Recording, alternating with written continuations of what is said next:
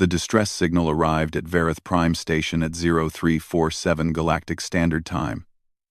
Coordinator Velth was reviewing supply reports when the emergency alarm cut through the quiet of the night shift. The Xanthari administrator's 4 eyes widened as data flooded across his screens. A Thessian colony ship called the Wandering Hope was dying. Drive failure had left 40,000 civilians trapped aboard a vessel, falling into a brown dwarf's gravity well. Velth's fingers moved quickly across his control panel, pulling up details that made his blood run cold. 8,000 children were aboard that ship. They had maybe 18 hours before physics made rescue impossible. The brown dwarf sat at the center of a nightmare. Dense asteroid fields circled the dying star, rocks moving at speeds that would tear through standard shielding like paper. Radiation storms pulsed outward in waves strong enough to cook most known species in their own bodies. The gravity well was already crushing the colony ship, pulling it down toward a death that would take hours but was absolutely certain. Velth sent the emergency call to the Galactic Council. Within minutes, representatives from 20 species filled the virtual meeting space. The Thessian ambassador, a female named Myrith, appeared with her face marked by the silver tears of her people. She had family on that ship. The Arconis Confederation responded first. Their ships had the best defensive shields in known space, technology that could withstand the heat of a star's corona. Their military analyst ran the numbers in real time, projections flowing across shared screens. Any rescue fleet would face radiation levels that exceeded safety limits by 400%. The asteroid field was too dense for automated navigation. The gravity would stress even their strongest hulls past breaking points. The conclusion appeared in cold, certain text: 97% casualty rate for any rescue attempt. The Arconis respectfully declined. The Keltharian Empire went next. Masters of gravity manipulation, their ships could dance through fields that would crush others. But even their technology had limits. Their engineers calculated that the brown dwarf's pull would overwhelm their compensators before they reached the colony ship. The math was clear. They would lose ships and crews without saving anyone. The Keltharians also declined. One by one, every major civilization presented their analysis. The Vex Collective, the Harmonious Union, the Star Weavers of the Third Spiral. Each had valid reasons. Each showed calculations proving the mission was suicide. Each said no. Ambassador Myrith's voice broke when she spoke. Her language didn't translate well to most species, but grief needed no translation. She begged them to try. 40,000 lives, 8,000 children. Someone had to try. Velth watched the probability models running on his screens. The numbers didn't lie. Any rescue fleet would become victims themselves. The Council would lose trained crews, expensive ships, and achieve nothing. It was tragic, but it was mathematics, cold and absolute. He prepared the message that would be sent to the Wandering Hope. Words of regret and sympathy. Words that meant no one was coming. Words that sentenced 40,000 civilians to a slow death falling into a star. Then a new communication request appeared. The human delegation wanted to speak. Velth almost dismissed it. Humans were the newest members of the Galactic Council, barely 40 years since first contact. They came from Earth, a planet that most species considered a horror world of extreme weather and deadly biology. But their ships were not advanced. Their technology was adequate at best. What could they possibly offer? He accepted the connection anyway. Protocol demanded it. Captain Jake Morrison appeared on screen. The human male looked young by the standards of his species, perhaps 40 Earth years. He wore the dark blue uniform of the United Earth Space Service. His brown eyes looked tired but steady. "We've reviewed the situation," Morrison said without preamble. "My fleet is 2 systems away conducting training exercises. 5 ships, 847 crew. We're volunteering for the rescue mission." The council chamber went silent. Then several representatives began speaking at once. Velth raised one manipulator for quiet. "Captain Morrison," Velth said carefully, "we appreciate the offer, but perhaps you don't understand the danger. The radiation alone will kill most known species in minutes. The asteroid field requires piloting skills beyond standard training. The gravity forces will tear ships apart. We understand, Morrison replied. His voice carried no arrogance, no bravado, just simple certainty. We've seen your projections. They're probably accurate. 1. Then surely you realize this is suicide. Maybe. Maybe not. Morrison leaned forward slightly. Here's the thing, Coordinator. My species didn't survive Earth by accepting that some things were impossible. We survived because when something needed doing, we figured out how to do it anyway. 40,000 people are going to die if someone doesn't try. We're going to try. An Arconis military observer spoke up. Captain, your ships are not equipped for this environment. Your shielding technology is generations behind ours. If our vessels cannot survive this, yours certainly cannot. You're probably right, Morrison agreed. But you're running your calculations based on doing things the normal way. Humans gave up on normal a long time ago. We'll improvise. Improvise? The Arcanist sounded genuinely confused. This is not a situation where improvisation is relevant. The physics are absolute. Physics are absolute, Morrison said. But solutions are flexible. Look, we didn't ask for your permission. We're informing you as a courtesy. Send us the coordinates and the colony ship's specifications. We're already burning hard toward the crisis zone. Velth pulled up information on the human fleet.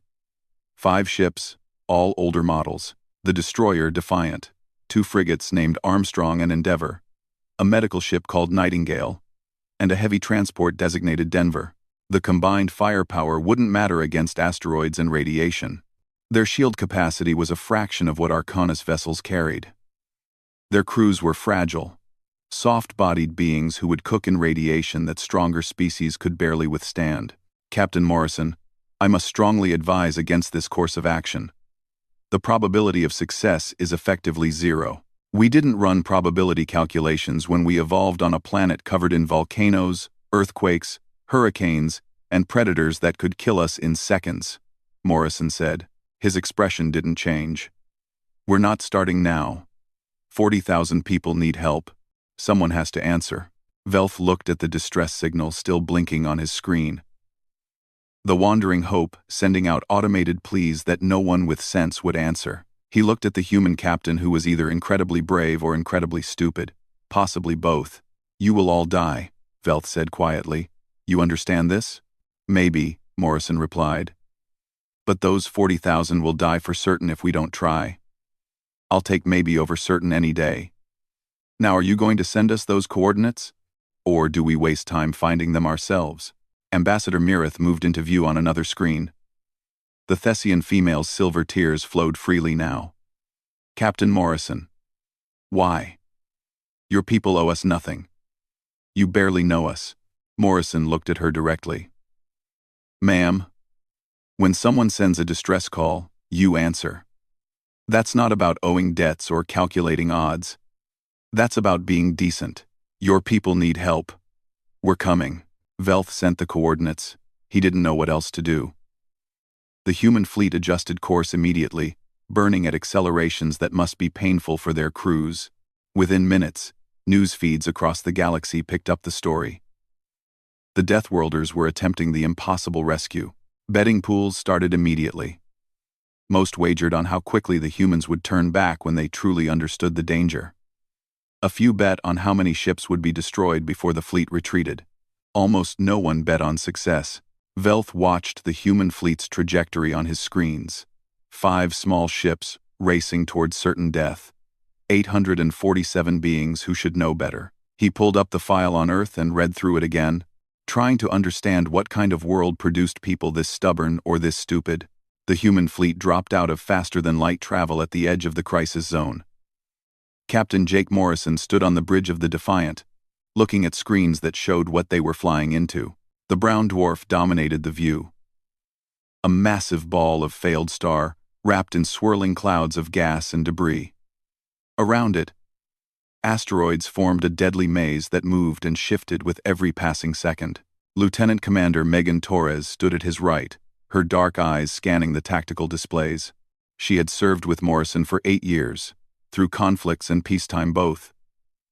She knew him well enough to see the tension in his shoulders, even as his face stayed calm. "Radiation levels are worse than the projections," she said quietly. Council scans were 3 weeks old. "The brown dwarf's output has increased." "How much worse?" 40% higher. "Our shields will fail faster than we calculated." Morrison nodded slowly. He keyed the fleet-wide channel, opening communications to all 5 ships. Hundreds of faces appeared on smaller screens around the bridge, crew members from the Armstrong, Endeavour, Nightingale, and Denver. Young and old, experienced and new, all watching him. "You've all seen the data by now," Morrison said. "I won't lie to you. This is worse than we thought. The radiation will kill our shields fast. The asteroids are denser than scans showed. The gravity is stronger. Every number says this is suicide." He paused, letting that sink in. Letting them understand what they were volunteering for. "The Nightingale will hold position here at the edge of the danger zone. Dr. Amanda Price will run coordination from there. Anyone who wants to transfer to the Nightingale, do it now. No questions asked. No judgment. This is the worst mission any of us will ever face. Staying behind is the smart choice." Morrison waited. On the screens, crew members looked at each other. Whispered conversations happened across 5 ships. On the Armstrong, Commander Lisa Hayes exchanged looks with her crew. On the Endeavour, Commander Ryan Cooper crossed his arms and waited. On the Denver, Captain Kevin Drake watched his people closely. Minutes passed. Then the responses came back. Out of 847 crew members, 6 requested transfer to the Nightingale. The rest were staying. Dr. Price's face appeared on Morrison's private channel. The medical officer was in her 50s, gray hair pulled back tight. She looked angry. "Jake, you're taking people into hell. I know. Most of them will die. Probably 40,000 Thessians or 800 humans. That's bad mathematics." Morrison met her eyes through the screen. "Amanda, when did we start measuring lives by species? Those 40,000 include 8,000 kids. You want me to tell them no one's coming because the numbers don't work out?" Price was quiet for a moment. Then she sighed. "Bring them back, Jake. Bring everyone back. I'll do my best." The 6 crew members who requested transfer moved to the Nightingale on shuttle. Morrison watched them go without comment. Smart people, making smart choices. Then he turned his attention to the ones who stayed, the ones who were either very brave or very crazy. "All ships, proceed into the radiation zone. Stay tight, watch your shields." The 4 ships moved forward, leaving the Nightingale behind. Almost immediately, alarms started sounding. Radiation levels climbed fast, washing over hulls and hammering at defensive fields. On the Defiant, Chief Engineer Brandon Scott watched his displays with increasing worry. "Shields at 90% and dropping," he reported. "Rate of decay is higher than projected." "How long until failure?" "At this rate, 40 minutes instead of 60. Morrison did the math in his head. They needed at least 2 hours to reach the Wandering Hope, execute the rescue, and get clear. The timeline just became impossible. Reroute all non-essential power to shields, life support to minimum safe levels, drop internal gravity to half. Everything goes to keeping those shields up. The ship around them changed. The comfortable hum of full life support faded to a whisper. Gravity dropped, making everyone feel lighter, almost floating. Temperature began dropping as climate control reduced output. The crew didn't complain. They understood the trade. On the Armstrong, Commander Hayes faced the first asteroids. The frigate's sensors screamed warnings as rocks the size of buildings came at her ship at impossible speeds. Her hands moved on the manual controls, instinct and training guiding her through gaps that looked too small. Her co-pilot, Lieutenant Danny Walsh, called out vectors in a steady stream. "Contacts at bearing 270. Range 4,000 kilometers and closing. 3 more at bearing 335. Large mass at bearing 180. Hayes didn't respond verbally. She just flew, twisting the Armstrong through spaces that left meters of clearance. The frigate wasn't designed for this kind of flying. She was a warship built for long-range missile combat, not dogfighting through asteroid fields. But Hayes made her dance anyway.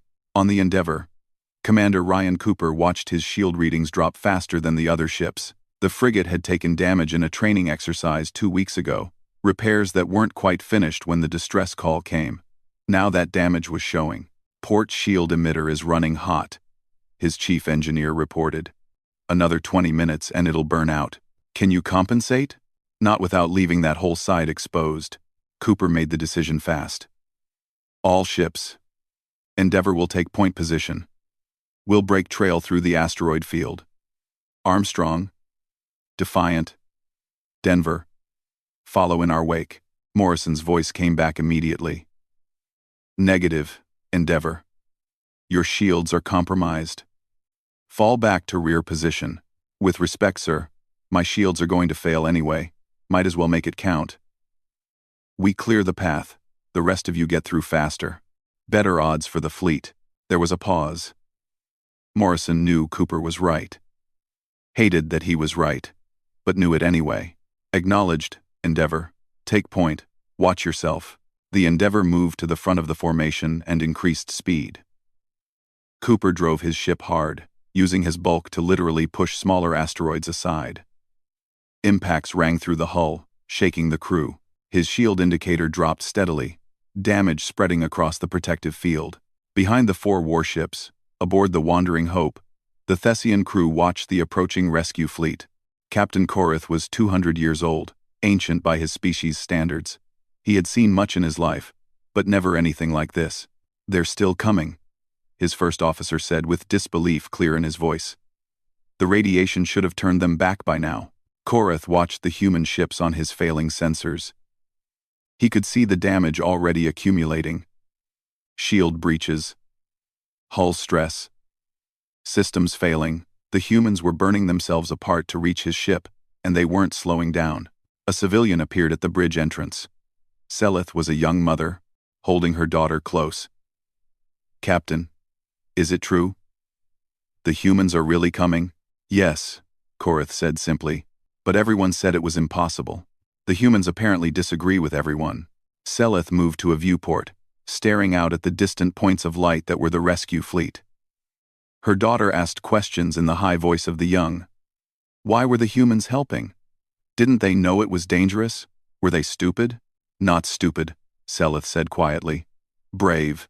Very, very brave. On the Defiant, Morrison received an update from the Nightingale. Dr. Price's voice was tight with controlled anger. Radiation exposure is accumulating faster than projections.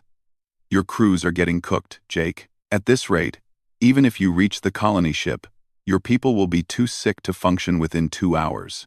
Understood. We'll work faster. There is no working faster. Physics doesn't care about determination. Then we'll change the physics. Morrison out. He cut the channel before Price could argue more.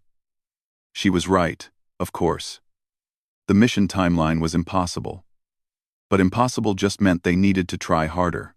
Megan. New plan. Defiant and Armstrong sprint ahead at maximum acceleration. We reach the Wandering Hope.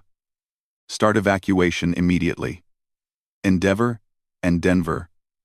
Follow at best speed. And join us when they can. Torres pulled up the calculations. Maximum acceleration will stress our hulls past safety limits. Especially in this gravity field. We could break apart. Could, not will. Do it. The Defiant and Armstrong surged forward. Their crews pressed back into seats as acceleration climbed. The ships groaned under the strain. Metal protesting forces it was never designed to handle. Warning lights flashed across every console. Automated safeties tried to cut acceleration back to safe levels. Engineers overrode them manually. Morrison watched his ship come apart around him in slow motion. A hull plate tore free, spinning away into space. Conduits ruptured, venting atmosphere from unmanned sections. The shield generator overheated, its housing beginning to melt. They kept accelerating. On the Armstrong, Hayes fought to keep her ship stable as speed increased. The asteroid field became a blur of motion, rocks flashing past at speeds that would kill them instantly if they hit. She flew on instinct now. No time for conscious thought. Just reaction and training and the stubborn refusal to fail. The Armstrong pulled alongside the Wandering Hope first, matching velocity with the dying colony ship. Commander Lisa Hayes studied the docking ports through her view screen and felt her stomach drop. The Thessian airlocks were completely incompatible with human systems. Different sizes, different pressure seals, different connection mechanisms. They couldn't dock. "Captain Morrison," she said over the fleet channel. "We have a problem. The airlocks don't match. We can't connect to their ship." On the Defiant, Lieutenant Commander Megan Torres was already running through options. "Their transporters are offline. Ours can't handle that many people fast enough. We don't have time to fabricate adapters." Morrison stared at the colony ship, mind racing. 40,000 people were waiting for rescue, and they couldn't even get the doors open. He looked around his bridge, at crew members who were already showing signs of radiation sickness. Pale skin, shaking hands, the first hints of nausea. They'd pushed through hell to get here. And now, they were stopped by basic engineering incompatibility. Ensign Stephanie Clark spoke up from the helm. "Sir, what about our escape pods?" Everyone turned to look at her. The young woman flushed but continued. "The pods have universal docking collars. They're designed to attach to any ship in an emergency. We could hard dock them to the Thessian ship, load people inside, then retrieve the pods manually." It was insane. Escape pods were meant for 20 people, maximum, and that was humans in an emergency squeeze. They'd have to pack in more, way more, to make any real progress, and retrieving pods manually in a radiation storm while asteroids flew past would be incredibly dangerous. "That might actually work," Torres said slowly. "It'll be brutally slow, but it's something." Morrison made the decision in seconds. "Do it. All ships. Launch all escape pods. Dock them to the Wandering Hope. Load them past capacity. And we'll retrieve them manually. Megan, organize recovery teams. Full radiation gear, work in shifts." The orders went out. Across 4 ships, crew members ran to escape pod bays. The small craft launched in clusters, their compact engines pushing them toward the colony ship. Human pilots guided them to Thessian docking ports, the universal collars sealing with hisses of equalizing pressure. Inside the Wandering Hope, Thessian civilians rushed toward the docking points. Captain Korath had organized them as best he could, families staying together, children held close. The first humans they saw were young crew members in bulky radiation suits, waving them forward urgently. Salith was in the first group. She clutched her daughter tight and moved toward the nearest pod. A human in a radiation suit, whose name badge read Ensign Chris Bennett, gestured for her to enter. The pod was tiny, designed for beings smaller than Thessians. She hesitated. Bennett seemed to understand. His voice came through his suit radio, translated by her communicator. "It's safe. Cramped but safe. Please. We need to move fast." Selith climbed in, pulling her daughter with her. Other Thessians followed. 20, 25, 30. They were pressed together so tight that breathing was difficult. The last person barely fit before Bennett sealed the hatch from outside. Through the small viewport, Selith watched Bennett guide another group toward a second pod. He moved slowly, and she realized he was sick. Radiation sickness. Probably already severe. Yet he kept working, kept helping, kept loading civilians into tiny pods, even as his own body failed him. The pod shuddered as it detached from the colony ship. Outside, human crew members in void suits grabbed the pod with magnetic grapples, hauling it physically through space toward the Armstrong. Selith had never heard of manual pod recovery. It was dangerous work, slow work, but the humans were doing it because it was all they had. On the Defiant, Chief Engineer Brandon Scott watched his systems deteriorate in real time. The main computer was failing, overwhelmed trying to track thousands of asteroid trajectories simultaneously. Warning messages filled his screens faster than he could acknowledge them. "Sir, navigation computer is crashing." Lieutenant Jason Kim reported from the helm. Too much data. Too many variables. It can't process this environment. Morrison moved to stand behind Kim. Can you fly manual? Manual? Kim looked up at him. Sir, there are thousands of rocks out there. Without computer assist, I'd need to calculate each trajectory by hand. So calculate. You passed basic navigation mathematics, didn't you? Kim stared at his captain for a moment. Then something shifted in his expression. He pulled up a blank screen and started writing equations, velocity calculations, trajectory predictions, basic Newtonian mechanics applied on the fly. His fingers moved fast, building solutions from first principles. Ensign Clark, Kim called to the helm officer. Course adjustment, bearing 095, 3.2 seconds of thrust. Mark. Clark's hands moved on the manual controls. The Defiant rotated slightly, dodging an asteroid that would have clipped their starboard side. Kim was already calculating the next adjustment, building navigation solutions the way humanity had for centuries before computers, using brain and instinct and mathematics written on screens. It was slower than computer navigation. It was less precise. But it worked. On the Endeavour, the port shield emitter finally gave up. Chief Nicole Patterson watched it overheat and die, leaving an entire side of the ship exposed to radiation and impacts. She grabbed her toolkit without hesitation. I'm going out there, she told Commander Cooper. The radiation will kill you. It's killing me in here too, just slower. At least out there I can do something useful. Cooper wanted to order her to stay. Wanted to keep his chief engineer alive as long as possible. But he'd served with Patterson for 6 years, and knew that look on her face. She was going regardless of orders. Take a team, work in 15-minute shifts. Longer than that, and you won't make it back. Patterson gathered 3 volunteers and suited up.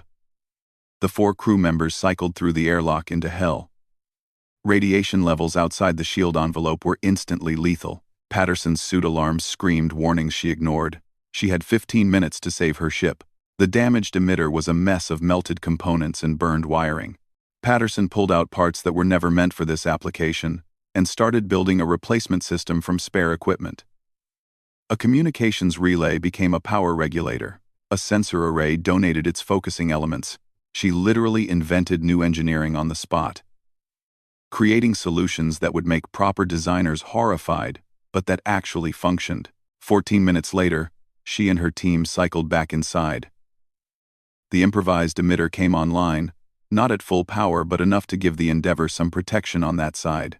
Patterson collapsed as soon as she was through the airlock, vomiting from radiation sickness. Medics rushed to help her, but she waved them off. Check in 12 minutes, she gasped. I'll need to go back out. Won't hold longer than that. The evacuation continued. Pods loaded with Thessians cycled through the rescue process. Human crews in radiation suits worked themselves literally to death, guiding civilians, sealing hatches, retrieving pods through fields of deadly radiation and flying rocks. On the Denver, Captain Kevin Drake converted his cargo bays into refugee centers, packing in Thessians far beyond any safety rating. The ship had been designed to carry supplies, equipment, heavy machinery. Now it carried living beings pressed together so tight they could barely move. Drake gave up his own quarters, his ready room, his bridge's auxiliary stations. Every space became a refugee camp.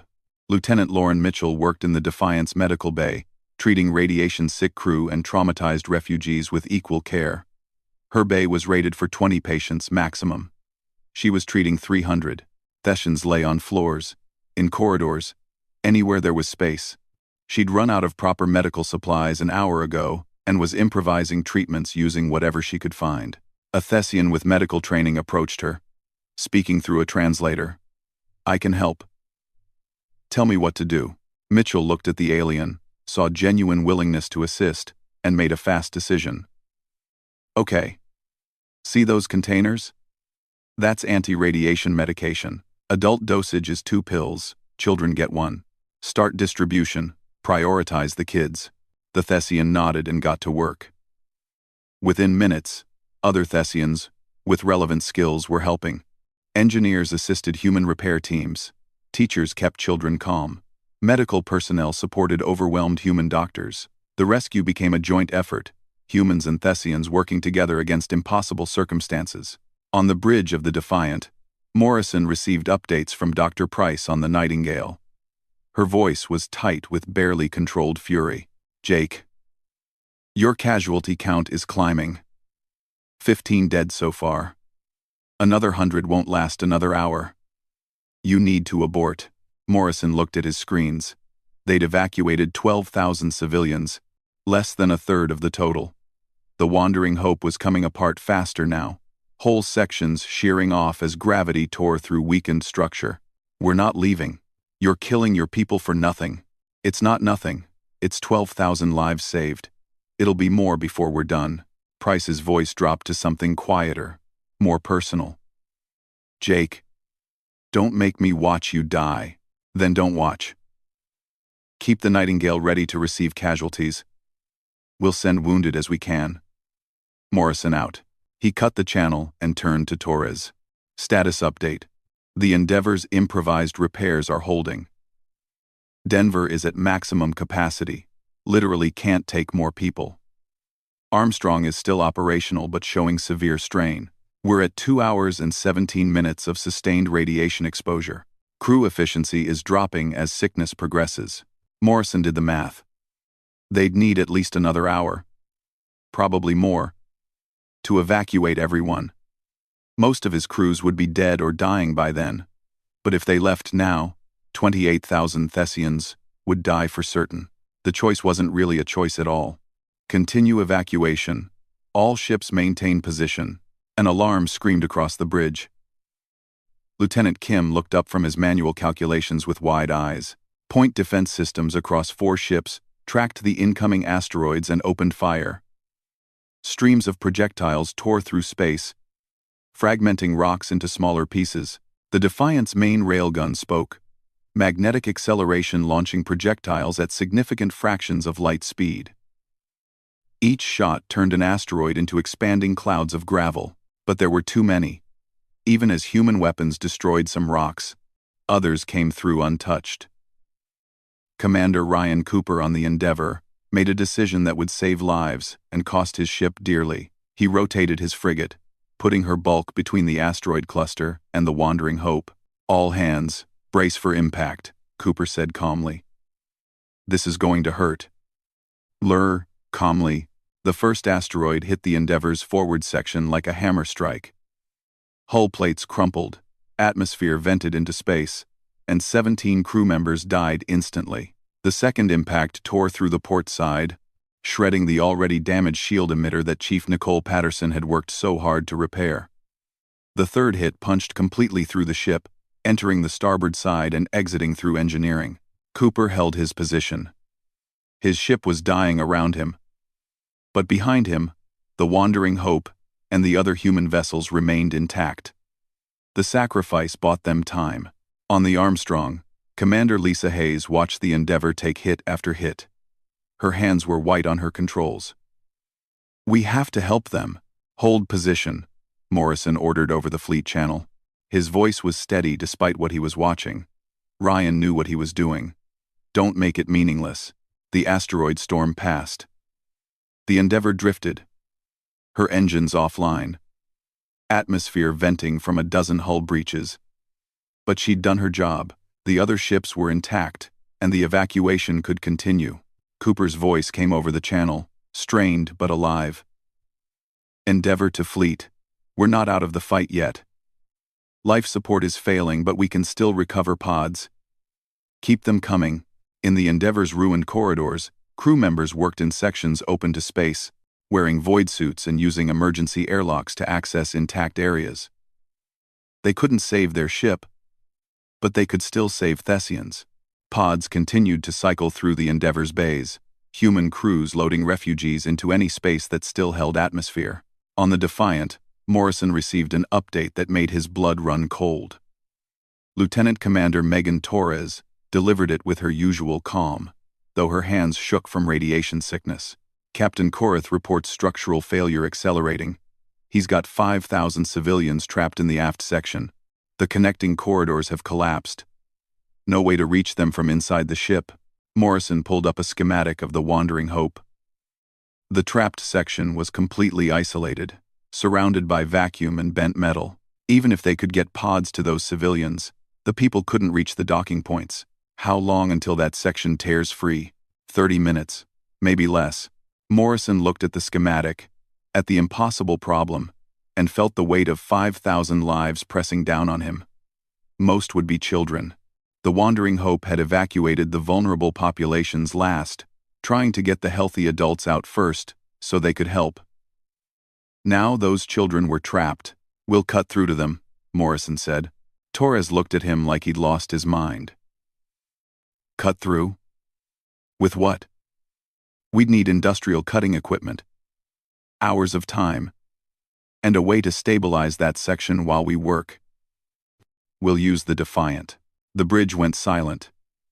Everyone understood what he was saying. Morrison wanted to ram their ship through the damaged colony vessel, creating a path to the trapped civilians. It would probably destroy the Defiant. It would definitely kill people. But it might save 5,000. Chief Engineer Brandon Scott spoke up, his voice rough from vomiting between console checks. "Captain, if we hit them at any real speed, we'll kill everyone in that section. We'd need to go slow. Use our forward shields as a cutting edge, basically bulldoze through. It'll tear us apart. Can we do it?" Scott ran calculations on his failing computer, double-checking them manually when the system spit out errors. "Maybe. If I reroute everything to forward shields and structural integrity, we might hold together long enough. But Jake, we'll never fly again after this. The Defiant will be scrap." Morrison thought about his ship. He'd commanded her for 9 years, knew every system, every quirk, every sound she made. The Defiant had been his home longer than any place on Earth. Destroying her felt like cutting off his own arm, but she was metal and machinery. The people trapped in that section were living beings who deserved a chance. Do it. Reroute everything forward. Megan, clear all personnel from forward sections. Everyone to the reinforced core. Brandon, give me everything you've got. The Defiant began her final mission. Morrison took manual control, something he hadn't done in years. His hands found the familiar grips, muscle memory from thousands of hours of training taking over. The destroyer rotated, lining up her bow with the damaged section of the Wandering Hope on the colony ship. Captain Korath watched in disbelief as the human vessel approached. "They're going to ram us. They're actually going to ram through our hull." His first officer pulled up scans. "Captain, there are children in that section. If this works, if it works, it's madness. Beautiful, incredible madness." Morrison pushed the Defiant forward slowly. The destroyer's forward shields blazed as they made contact with the Wandering Hope's hull. Metal screamed. The destroyer shuddered, her frame protesting forces it was never designed to handle. But Scott's improvised power routing held, and the shields kept pushing. The Defiant cut through the colony ship like a blade through flesh. Slow, grinding, unstoppable. Hull plates bent and tore. Support structures collapsed. But a path formed, a jagged tunnel leading to the trapped section. Inside the Defiant, crew members held on as their ship was torn apart. Bulkheads crumpled. Systems exploded. The main reactor went critical, and Scott manually ejected it, blowing explosive bolts that sent the dangerous core tumbling into space. Backup batteries took over, giving them minutes of power instead of hours. Morrison kept pushing forward. His view screen showed nothing but destruction. His hands stayed steady on the controls, even as blood ran from his nose. A symptom of severe radiation poisoning. The Defiant would die here. He knew that. But she would die accomplishing something that mattered. The destroyer finally punched through to the trapped section. Human crew members, sick and dying, poured through the breach. They found Thessian civilians huddled in the darkness, children crying, adults trying desperately to keep everyone calm. Ensign Stephanie Clark led a rescue team into the damaged section. She was 23 years old, had graduated from the academy 8 months ago. and was currently experiencing radiation exposure that would give her cancer for the rest of her shortened life. None of that mattered right now. "Everyone, with me," she called out in translated speech. "We're getting you out. Stay close. Move fast." She grabbed a Thessian child who looked too scared to move and started running. Her team followed, each carrying or guiding civilians through the twisted wreckage. Behind them, the section groaned as gravity pulled harder. They had minutes, maybe seconds, before it tore completely free. Clark ran through corridors that were never meant for running, over debris and through failing life support, her lungs burning from the bad air. The child in her arms weighed nothing in the low gravity, but felt like everything that mattered. She reached the emergency airlocks where pods waited, thrust the child through, turned and ran back for more. 4 trips. 5. 6. Each time dragging more civilians to safety. On her 7th trip, the section gave way. Metal shrieked as structural supports failed. Clark was halfway back, reaching for an elderly Thessian couple, when the floor dropped out from under her. She grabbed the couple with both hands as she fell. Her magnetic boots caught on a bent support beam. For a moment, all 3 of them hung over a gap that opened to space. Clark's arms screamed with pain. Her grip started to slip. Lieutenant Danny Walsh appeared above them. The Armstrong's co-pilot grabbed Clark's equipment harness and hauled with strength born from desperate need. He pulled all 3 of them up, over the gap, onto stable floor. Then they ran together, dragging the elderly Thessians toward the pods. The final civilians loaded into pods just as the section tore completely free. The separated piece began tumbling into the brown dwarf's gravity well, but it was empty now. Everyone was out. 5,000 more lives saved. Morrison brought the Defiant back from the colony ship, or tried to. The destroyer's engines were dead. Her power systems were failing. She drifted, a broken wreck that had given everything to create a rescue path. "All personnel evacuate the Defiant," Morrison ordered. "Transfer to remaining ships immediately." The crew didn't want to leave. This was their ship, their home. But she was dying around them. And staying meant dying with her. They gathered what they could carry and moved to the emergency airlocks. Pods carried them to the Armstrong, Denver, and the crippled Endeavor. Morrison was the last to leave. He stood on his bridge, looking at the stations where his crew had worked, fought, and some had died.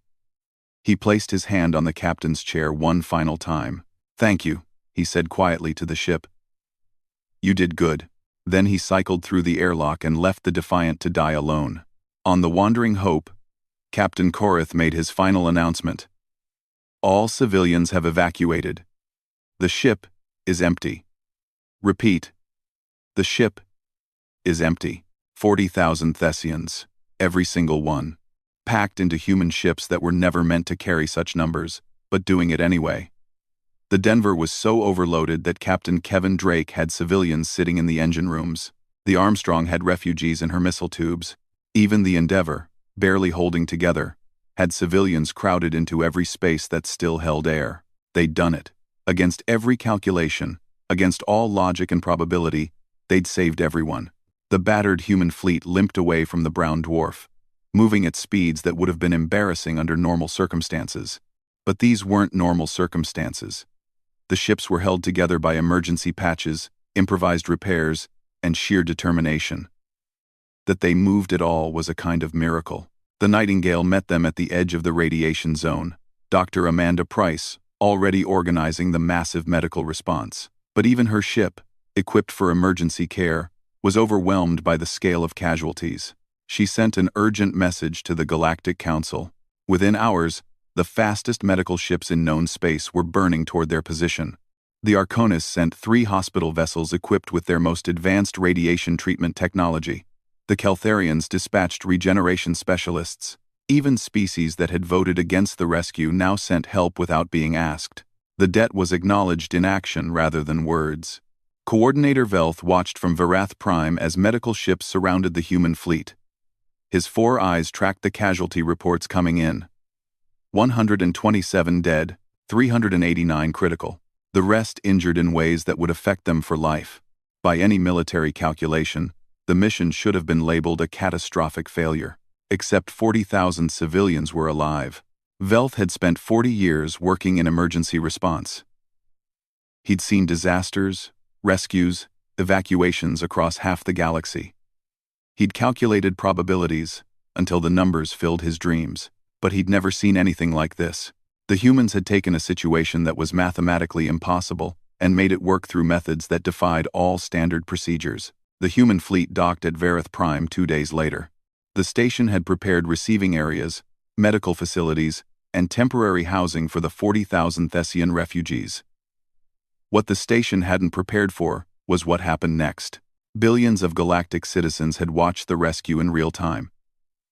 News feeds across hundreds of worlds broadcast every moment, from the initial volunteer through the final evacuation. When the human crews disembarked, something unprecedented occurred.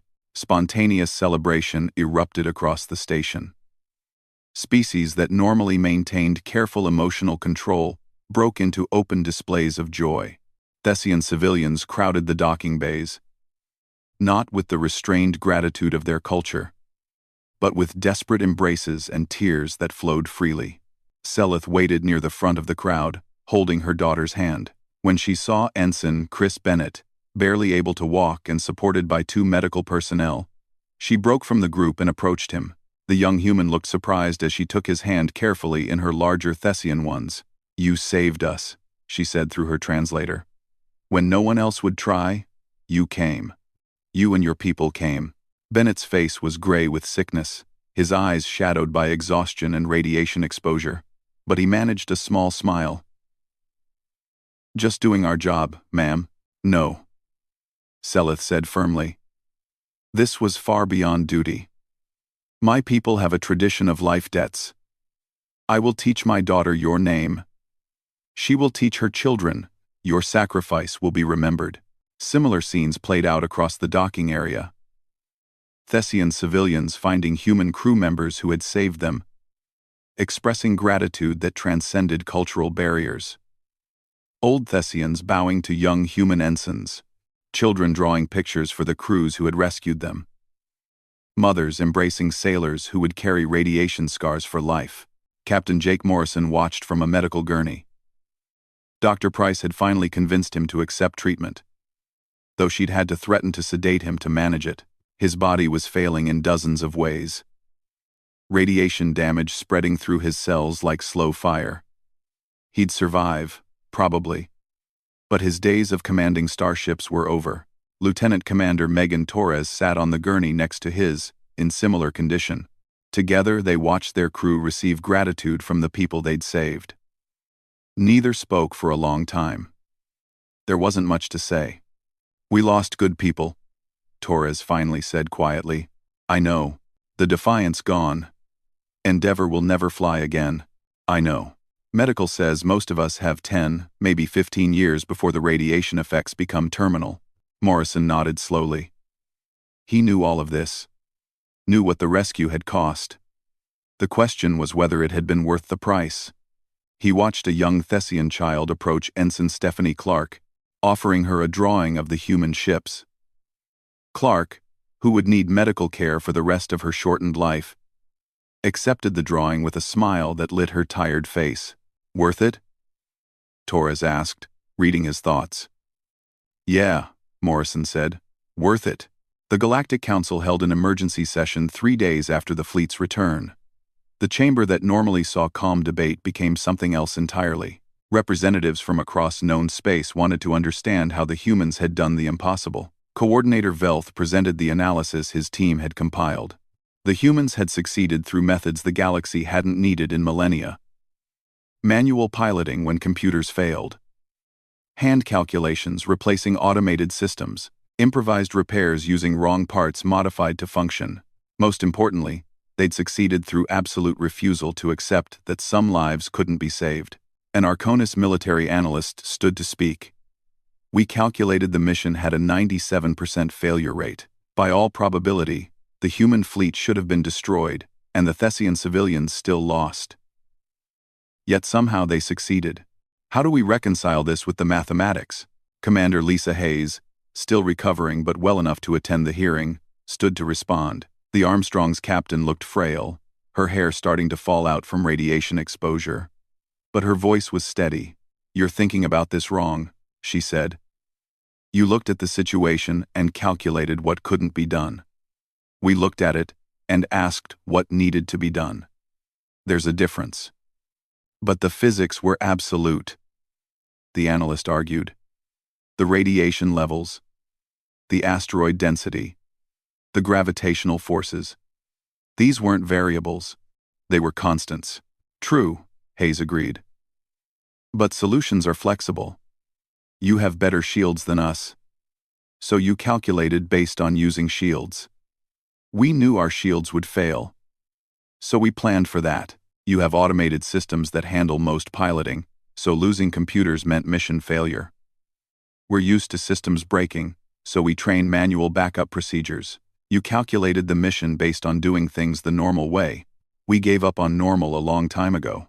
She paused, looking around the chamber at representatives from species far more advanced than humanity. "Every one of you lives on worlds that have been terraformed or climate-controlled for millions of years. You've had stable civilizations longer than humans have existed. You've forgotten what it's like to face impossible odds regularly." "And humans remember?" another delegate asked. "We never forgot," Hayes said simply. "Earth is a nightmare world by your standards. Extreme weather, dangerous predators, diseases that evolve as fast as we can fight them, earthquakes, volcanoes, hurricanes. Humans survive all that by being stubborn, adaptable, and refusing to quit. We brought those skills with us into space. That's all we did here. We refused to quit on 40,000 people who needed help." Ambassador Myrith, the Thessian who had pleaded for the rescue, stood slowly. She'd spent the last 3 days visiting injured human crew members, overwhelmed by what they'd sacrificed for her people.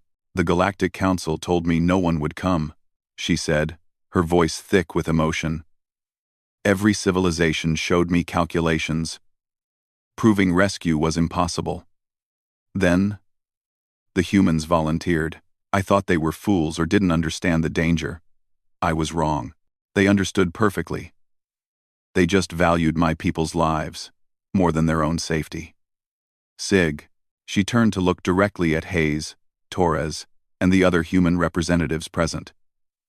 "My people existed for 2,000 years before humans reached space. In all that time, we've never witnessed courage like this. You taught us something we'd forgotten, that sometimes compassion and determination matter more than probability." The chamber was silent for a long moment. Then the Arconis delegate stood. "The Confederation wishes to make a formal proposal. Humanity should be appointed emergency response coordinators for crisis situations that exceed normal parameters. When our calculations indicate a mission is impossible, we should consult with humans before declaring it unsolvable." "Seconded," said the Keltharian representative. "Additionally, we propose full access to our medical technology for treating the injured human crews, and we offer to share our regeneration techniques to help extend their lives." One by one, other species offered similar support. Research grants for human medical facilities, technology sharing programs, training exchanges to teach the galaxy human improvisation techniques. The Deathworlders had proven themselves, and the galaxy was responding. Captain Morrison, watching the proceedings from a hospital bed via remote link, felt something unexpected. Not pride exactly. More like quiet satisfaction. They'd proven that humanity belonged in the wider galaxy, not because they had the best technology or the strongest military, but because they'd refused to let 40,000 people die when everyone else called it impossible. 3 months passed. The surviving human crew members recovered as much as they would. All bore permanent scars from their radiation exposure. Chronic health issues that would worsen over the years. Shortened lifespans, the price of their courage written into their very cells. But they were alive. And 40,000 Thessians were alive because of them.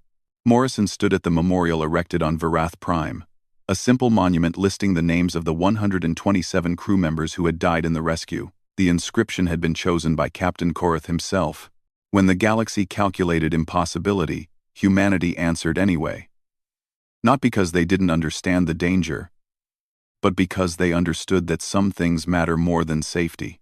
These brave souls proved that compassion, determination, and stubborn hope can overcome any equation. The Deathworlders came when no one else would, and they saved us all. Selith approached with her daughter, as she did every day. She taught the young Thessian the names, making sure each fallen human would be remembered. Other families did the same. The memorial became a place of pilgrimage, species from across the galaxy coming to understand what humanity had taught them. Morrison received a message on his communicator. The repaired and upgraded human fleet was ready for deployment. New ships built with human designs but incorporating the best of galactic technology. Crews that had trained with instructors from a dozen species, learning to combine alien efficiency with human improvisation. His executive officer position awaited him, but Morrison knew his days of commanding from the bridge were over. The radiation had seen to that. Instead, he'd be training the next generation, teaching young officers that impossible just meant difficult, that solutions mattered more than calculations, that some things were worth any cost. He looked up at the memorial one final time, at names of crew members who had died doing something that everyone said couldn't be done. They'd proven the galaxy wrong through courage and determination, and stubborn refusal to abandon people in need. That was the human way. Not because it was easy or safe, but because it was right. And somewhere in the vast darkness of space, another distress call would sound. Another situation that probability declared unsolvable. And when that call came, humans would answer, because that's what Deathworlders did. They survived the impossible. They overcame the insurmountable. They saved lives that everyone else had written off, not because they had to, but because no one else would, and that made all the difference. The Wandering Hope broke apart as they pulled away. The colony ship that had carried 40,000 civilians for 3 years shattered into fragments that fell into the brown dwarf's embrace. But her people lived, saved by humans who refused to accept that some rescues were impossible. The cost was written in human blood: 127 dead, 389 critically injured. The rest wounded to various degrees. The Defiant destroyed, the Endeavor crippled beyond repair. Every surviving crew member exposed to radiation that would haunt them for the rest of their shortened lives. But 40,000 civilians breathed free air. Morrison, drifting in an escape pod toward the Denver, closed his eyes. His body hurt in ways he'd never experienced. Every cell screamed from radiation damage. He'd probably live another 10 years if he was lucky. But he'd spent those 10 years well today. Through the pod's viewport, he could see the Defiant tumbling into the brown dwarf. His ship, his home, giving her last measure. Fair winds and following seas, Morrison whispered. The old naval blessing for a departing ship. You earned your rest. Sir, large mass inbound. Reading as a cluster of asteroids, maybe 40 rocks, ranging from 10 to 50 meters diameter. Impact in 4 minutes. They're coming straight at us and the Wandering Hope. Morrison felt ice in his stomach. One hit from a rock that size would destroy a ship. 40 of them would kill everyone, human and Thessian both. Can we shoot them down? Some, not all. And if we maneuver to dodge, we'll have to pull away from the colony ship. The evacuation will stop. 4 minutes until impact. 12,000 Thessians safe. 28,000 still aboard the dying ship. The easy choice was to save his fleet and the people already rescued. The human choice was never easy. All ships, maximum defensive fire on those asteroids. Shoot down everything you can. But hold position. We don't abandon the Wandering Hope. Wandering Hope, the human fleet opened fire. An asteroid the size of a small building appeared directly ahead. No time to dodge. Hayes did the only thing she could. She rolled the Armstrong 90 degrees and took the impact on her strongest shield facing. The hit threw the crew against their restraints. The shield held, barely, and Hayes rolled back to course without missing a beat. 17 minutes of maximum acceleration brought them within range of the Wandering Hope. The colony ship looked worse than the scans suggested. Whole sections had torn free. spinning away into the brown dwarf's gravity well. The remaining structure was bending, metal screaming under forces that would soon tear it completely apart. Morrison opened a channel to the Thessian ship. Wandering Hope. This is Captain Morrison of the Defiant. We're here to get you out. Start moving civilians to your docking areas immediately. Captain Korath's voice came back, heavy with emotion his species rarely showed. Captain Morrison, you came. You actually came. Told you we would. Now let's move fast. We don't have much time. The file painted a picture of a nightmare planet. Temperature swings that would kill most species. Weather systems of incredible violence. Predators everywhere. Diseases that evolved as fast as medicine could fight them. Gravity slightly higher than galactic standard. Oxygen levels that were mildly toxic to most species. Humans evolved in hell and called it home. Maybe that explained it. Maybe when you grow up where everything is trying to kill you. Impossible just means difficult. Velth watched the fleet disappear into faster-than-light travel, racing toward a rescue that every calculation said would fail. He didn't pray. Zenthari didn't have that custom. But he found himself hoping anyway, hoping that maybe, just maybe, the Deathworlders knew something the rest of the galaxy had forgotten. That sometimes courage mattered more than calculations.